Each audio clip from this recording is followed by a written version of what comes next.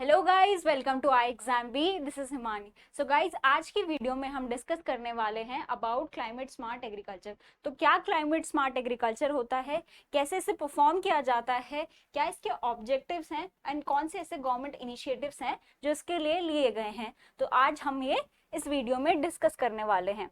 Starting with the first one, जैसा कि हम सभी को पता है कि agriculture is one of the major cause of green house gas emission. ठीक है, तो GHG इमिशन में क्या होता है, एग्रीकल्चर का एक इम्पॉर्टेंट एग्रीकल्चर भी क्या करता है, इसमें कंट्रीब्यूट करता है। किस तरह से कंट्रीब्यूट करता है, एक इजी एग्जांपल से समझते हैं। जैसे कि जो राइस प्रोडक्शन होता है, तो राइस प्रोडक्शन में क्या इन्वॉल्व होती है, मीथेन गैस फॉर्मेशन यहाँ पर नजर आती है ना। तो मीथेन गैस फॉर्मेशन आपने ऑब्जर्व की है। अब देखिए क्या होता है, जो आपकी GHG है उसमें क्या है, मीथेन है ना, CO2 है, CFCs है और ओजोन है।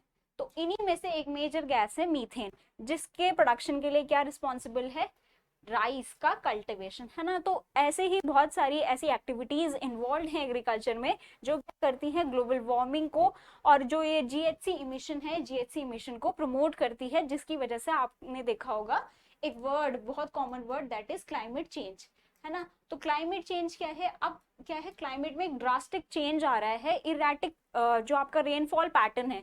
ओके, क्लाइमेट चेंज का मतलब एक्सट्रीम वेदर।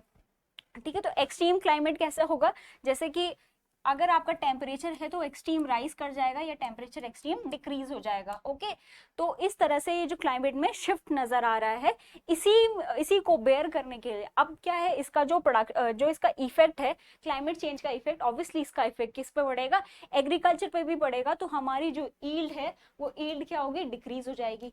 ईल्ड डिक्रीज हो जाएगी, इसका इफेक्ट किस पे पड़ेगा, अल्टीमेटली फार्मर्स पे पड़ेगा, और हमारे को फूड सिक्योरिटी नहीं मिल पाएगी। ओके, सो जो क्लाइमेट स्मार्ट एग्रीकल्चर है ना, इसका एम ही है, क्या एम है कि फूड सिक्योरिटी को इंश्योर करना। ये बेसिकली एक अप्रोच है टू इंश्योर फूड सिक्योरिटी। आपका जो इन्वायरमेंट है वो इन्वायरमेंट में बैलेंस रहे, फूड सिक्योरिटी को इन्हांस करना, और जो आपका इनकम है वो इनकम को रेस करना। ओके, सो ये बेसिकली क्लाइमेट स्मार्ट एग्रीकल्चर होता है। ओके, अब देखिए इसकी क्या क्या क्या क्या इसके अंडर आता है। It helps farmers to build resilience to adopt the climate change. Okay, कि क्लाइमेट चेंज को अडेप्ट करने के लिए उनके अंदर क्या रेजिलियंस बिल्ड करना, ये इसका एम है। फिर है sustainably increase agriculture production and income. ठीक है, तो जो एग्रीकल्चर प्रोडक्शन है वो भी, तो किस तरह से ऐसा हो पाएगा, तो देखिए इसके ना इसमें वो सारे मेथड इंक्लूड हैं, आपने वो सारे मेथड परफॉर्म करने हैं, वो सारे मेथड इसके अंदर आते हैं जो क्या करते हैं, इन चीजों को बैलेंस करते हैं। ठीक है, तो जिसके जो क्या कर सके, क्लाइमेट चेंज को बेयर कर सके। ठीक है, तो अब वो कौन से मेथड हैं, तो फर्स्ट जैसे कि आपने सुना होगा एक very popular term, precision farming. अगर आपको उसका डिटेल कॉन्सेप्ट जानना है तो आप CPSS video of Sonal ma'am, उसको क्लिक इन कर सकते हैं।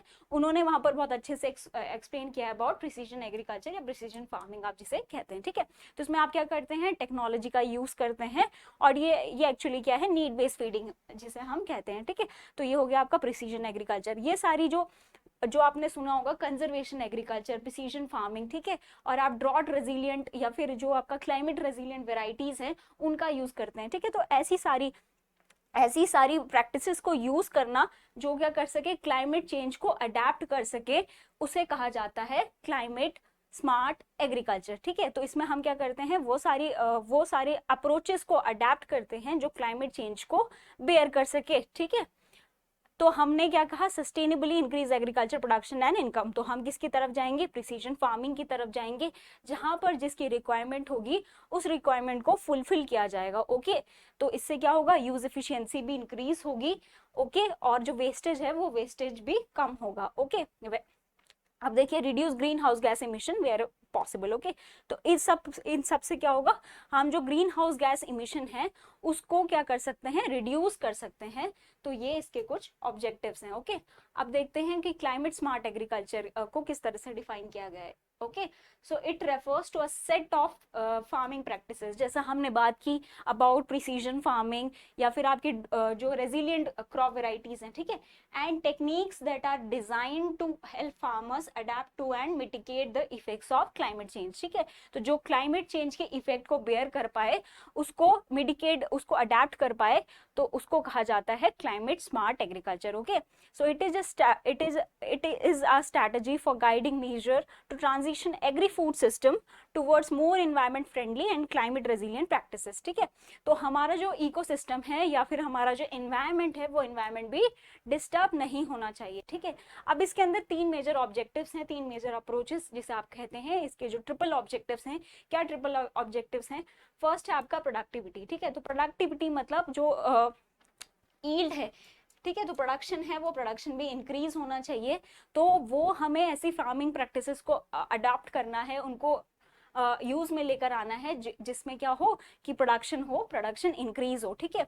नेक्स्ट आता है अडेप्टेशन, जिसमें हम किसकी बात कर रहे हैं? रेजिलियंस की बात कर रहे हैं, ठीक है।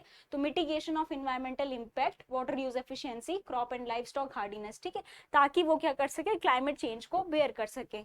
मिटिगेशन का मतलब क्या है? ग्रीन हाउस को रिड्यूस करना, ठीक है, तो ये इसके अंडर आता है। और कार्बन सिक्वेस्ट्रेशन, कार्बन सिक्वेस्ट्रेशन का मतलब होता है कार्बन को कैप्चर करना। अब ये नेचुरली भी किया जाता है या फिर इसको कुछ वेज के द्वारा भी किया जाता है। नेचुरली किस तरह से किया जाता है? तो जो कार्बन सिक्वेस्ट्रेशन होता है, उसमें बेसिकली जो प्लांट है, तो प्लांट क्या करते हैं? उसको ट्रैप कर लेते हैं, ठीक है। सिक्वेस्ट्रेशन मतलब क्या होता है? ट्रैपिंग, तो कार्बन ट्रैपिंग भी आप इसे कह सकते हैं, ठीक है। तो फर्स्ट जो ऑब्जेक्टिव है that is sustainably increasing productivity. Okay, next है आपका ऑब्जेक्टिव, जैसे हम डिस्कस कर चुके हैं, अडेप्टिंग टू क्लाइमेट चेंज। तो इसमें जो बात की जाती है वो बात की जाती है अबाउट रेजिलियंस की, ठीक है। तो रेजिलियंस की इसमें बात की जाती है। थर्ड है आपका reducing green house gas emission, जहां पर भी पॉसिबल हो पाए, जितना पॉसिबल हो पाए उतना हमने अपने स्तर तक इसको रिड्यूस करना है। ओके, अब क्या इसकी कैरेक्टरिस्टिक्स हैं? तो फर्स्ट है it addresses climate change causes and effects, ठीक है। तो ये क्या करता है? जो क्लाइमेट चेंज के कॉज हैं, उसके इफेक्ट हैं, उसको कम करने की कोशिश करता है, उसको अवॉइड करता है, ठीक है। मेंटेन इकोसिस्टम सर्विसेज, जैसा हम डिस्कस कर चुके हैं कि इकोसिस्टम है जो हमारा क्या है? एनवायरनमेंट है, वो एनवायरनमेंट में भी मतलब एक हार्मोनियस अप्रोच है ना, तो सब कुछ हार्मनी में रहना चाहिए, ठीक है। आपका जो प्रोडक्शन है वो प्रोडक्शन भी इंक्रीज होना चाहिए।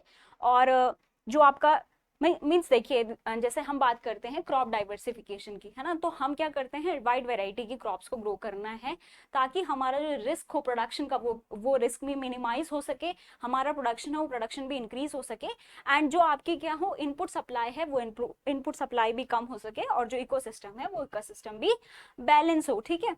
तो that is the approach. Okay, CSA involves the marginalised. Okay, तो इसमें सब जो आपके मार्जिनल फार्मर्स है, एक्चुअली क्या होगा? देखिए, जो क्लाइमेट चेंज होगा, क्लाइमेट चेंज से सबसे ज्यादा अगर प्रॉब्लम किसको होगी, सबसे ज्यादा अगर कोई इफेक्ट होगा, तो that is your small farmer, है ना। तो स्मॉल फार्मर जो होंगे वो ऑब्वियसली उनका जो इरिगेशन होता है, क्योंकि उनके पास हैवी इरिगेशन इक्विपमेंट्स नहीं है, वो रेनफॉल डिपेंडेंट है, तो इसीलिए उनको जो होगी ये क्लाइमेट चेंज में अगर किसी को सबसे ज्यादा प्रॉब्लम होगी, तो obviously that are your marginal and small farmers. Okay, अब कौन कौन से ऐसे गवर्नमेंट इनिशिएटिव्स हैं जो इसमें लिए गए? तो first is your national innovations on climate resilient agriculture, ठीक है। तो that was taken in 2011। Okay, so ये 2011 में आया था, एंड इसका एम जो था to create awareness among the farmers to minimize the. Next is national mission for the sustainable agriculture, ठीक है। तो जो इसका सेकंड मिशन था, तो that is national mission for sustainable agriculture, and the third one is national adaptation fund for climate change.